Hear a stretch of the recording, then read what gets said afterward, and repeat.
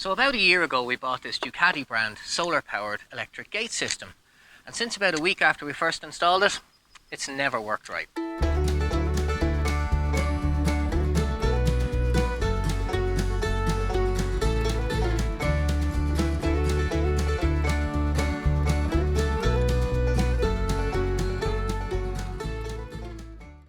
Okay, so here's the first problem. The kit comes supplied with this tiny little 7 amp-hour battery, which although is good enough to run the actuators during the day when it's backed up by a source of charge from the solar panels, it's no good to us here in Ireland where we get lots of low light conditions, and particularly in winter time where sunset's at 4 p.m. and dawn is at 8 or 9 again the following day, meaning basically that all evening long your gate system is totally inoperable. Problem number 2 then is that the kit comes supplied with this tiny little 10-watt solar panel. Now 10 watts is not going to charge any battery in any short space of time, so I've added another second 10-watt panel here to try and boost that input, but even at that it's still not good enough. Just to put that into context, that panel in full sun wouldn't even have the power to light this taillight bulb that you'll find in the back end of your car, which is 21 watts.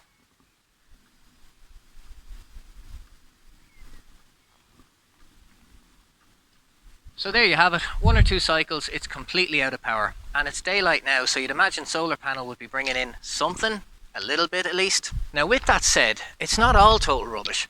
The 2 actuators that came are super strong and so far have proven to be reliable. Although they did come dry, so I had to lubricate them before putting them into operation. It also came with 2 key fobs, which are perfect so far, and a manual key and all sorts of security keys and stuff like that. However, the control unit here has a maximum PV input of only 20 watts. So there's no way to upgrade your solar power coming in as a plug and play option without buying a separate solar panel control unit. So guys, based on all that, I don't think I could recommend anybody buy this particular system, not unless you live in like Spain or California or something, and you can be guaranteed that you're never ever going to go out at night. But with all that bitching and moaning out of the way, here's how I'm going to fix it. Instead of the 10 watt, I'm going to use this 100 watt panel, and instead of the little 7 amp-hour battery, I'm going to use a 100 amp-hour battery and another solar controller, just like the one I used on the rotating solar array.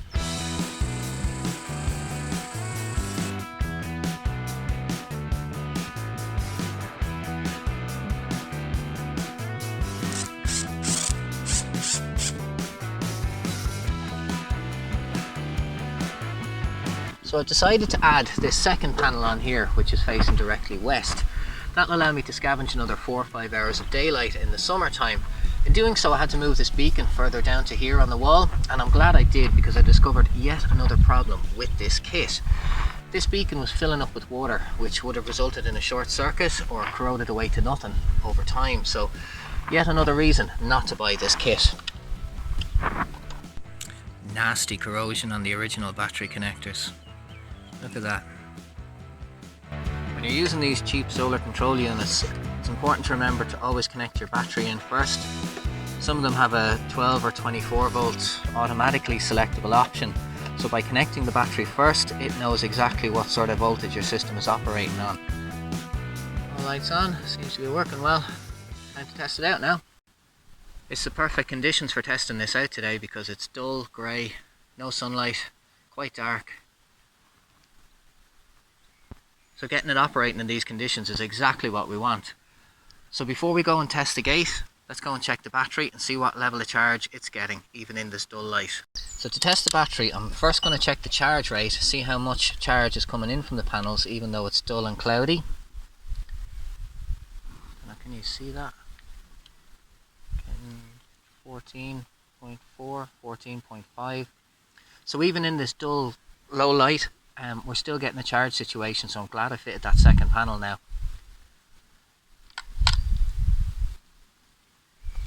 And now next, let's just check what ampage is actually coming through from the panels. So hopefully you'll be able to see this now.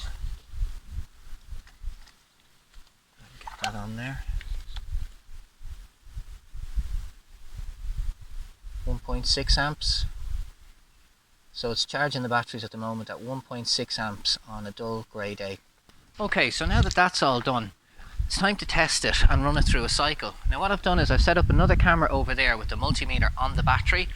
Once the battery reading stays above 12.5 during the cycle, we know that it's power from the panels, and everything is going to run okay. So let's give it a try and see what it does.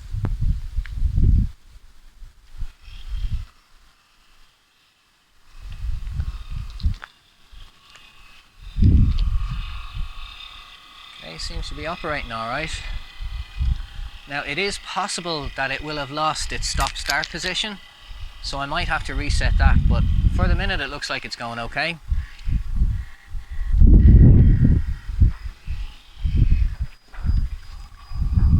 .7 on the multimeter, so it is staying above the battery voltage, which was 12.5 before I started.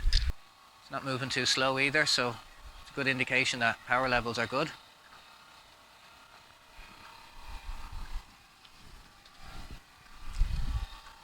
And we're staying above 12.5 still, so even like one operation directly after the other, it's still perfect. Excellent. Brilliant. So, would I recommend you buy the Ducati kit? Absolutely not. Thankfully I had a few spare panels lying around that I could use to fix it. As for this piece of rubbish, I know exactly what to do with that.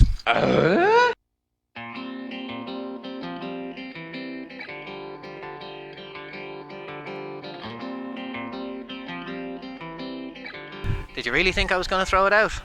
Not a hope. You see, while it wasn't powerful enough to run those heavy motors in the gate actuator, it's perfect for powering up the energizer and the electric fence around the chicken pasture, keeping the chickens in and the foxes out. So guys, I hope you found this video useful. Give it no thumbs up and hit that subscribe button if you did. Do take care of yourselves out there, and I'll see you in the next one.